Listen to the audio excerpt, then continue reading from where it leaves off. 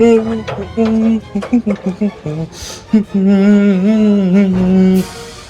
hey! Welcome to Story Lab. Hey, welcome to Story Lab. This week we're talking about joy while we take a look at the best way to love others well.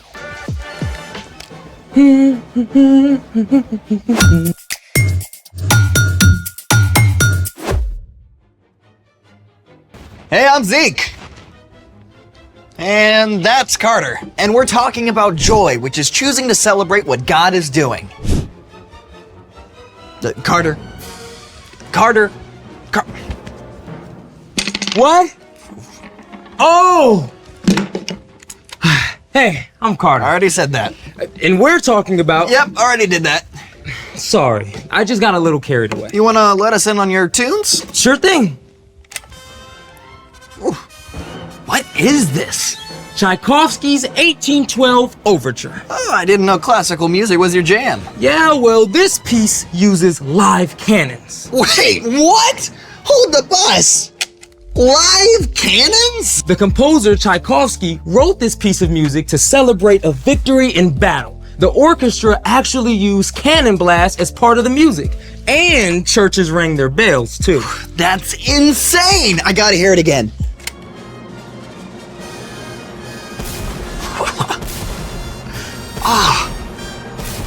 So, do orchestras still use actual cannons when they play this piece?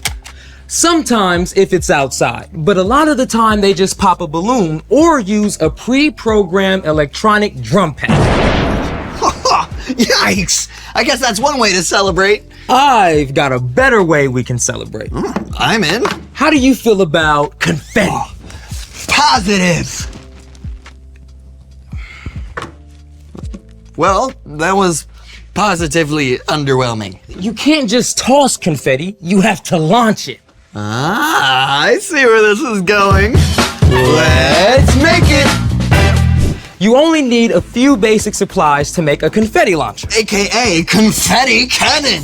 We've got a plastic syringe, tubing, construction paper, tape, and lots of confetti! Step 1. Cut a square piece of construction paper and cut a curve on one end. Then, roll it into a funnel shape so the narrow end can just fit over the plastic tubing. Tape the funnel securely.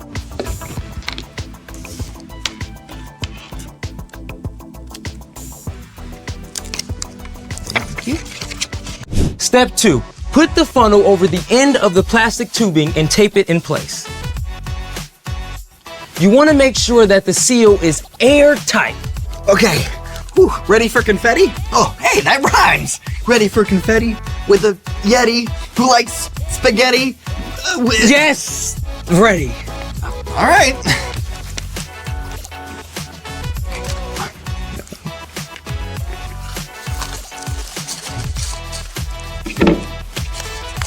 Okay.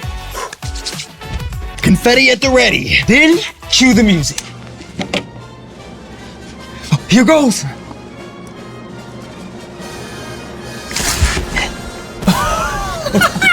That was great! That was amazing. Let's see it again.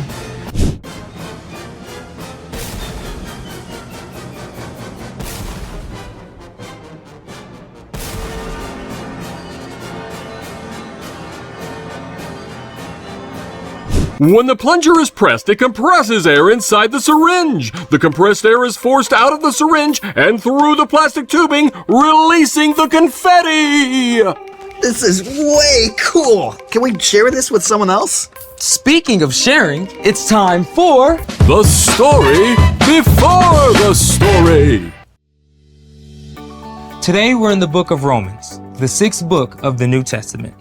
Romans is a letter written by the Apostle Paul to the believers in, you guessed it, Rome. Paul had never met these Jesus followers, but he prayed for them often and hoped to visit soon. In this letter, written while Paul was in Corinth, he encourages the believers. He clearly lays out God's grace in sending Jesus to set us free. Because of what Jesus has done for us, we can show God's love to others. Which is where our story starts. Take it away. Hey everyone, I'm Brian. The Apostle Paul traveled all over, sharing the good news about Jesus. Now, Paul covered a lot of ground, but still, he couldn't be everywhere all at once. So, when Paul started hearing about the believers in Rome, he sat down and wrote them an epic letter. I, Paul, am writing this letter. I serve Christ Jesus. I've been appointed to be an apostle. God set me apart to tell others his good news. Paul went on to detail how those who follow Jesus are set free from sin, from the wrong things they've done. And because of that, their lives can begin to look different. Don't live the way this world lives. Let your way of thinking be completely changed. And as we follow Jesus, God begins to change the way we think. And it starts to play out in how we treat the people around us. Love one another deeply. Honor others more than yourselves. Then Paul got down to the nitty-gritty, what loving others can really look like. Be joyful with those who are joyful. Be sad with those who are sad. Short and simple, right? But let's take a closer look. Be joyful with those who are joyful. Be sad with those who are sad. There's a big word that relates to both of these things. Empathy. Empathy means that you are aware of how someone else is feeling, and you can imagine what it might be like to be in their position. Another way to say this is putting yourself in someone else's shoes. Okay, that doesn't mean actually putting on someone else's shoes, but you can use your imagination to think about how you would feel if what happened to them happened to you. It can help you be a really good friend. When Paul told us to be joyful with those who are joyful and sad with those who are sad, he simply meant we can love others well by showing empathy. But that's not always easy. I mean, maybe your friend is really excited about their math grade, even though it doesn't seem like a big deal to you. You can think about how hard your friend worked to get that grade and share the excitement with them. You totally rocked that test. Sometimes it means celebrating someone even if they got something you didn't. It might be that your big brother got picked for the traveling team and you didn't. I mean, that is hard, right? Of course you're disappointed. But instead of dragging your brother down, you can still congratulate your brother and choose to be happy for him, even while you're still sad for yourself. Way to go. You totally deserve this. Now, let's look at the flip side. Be sad with those who are sad. Now, honestly, when a friend is sad or upset, it can feel uncomfortable. I mean, you just want them to be happy again. But sometimes the very best thing you can do is just be with them and let them know that you see how they feel. I'm really sorry this happened to you. I'd be sad too.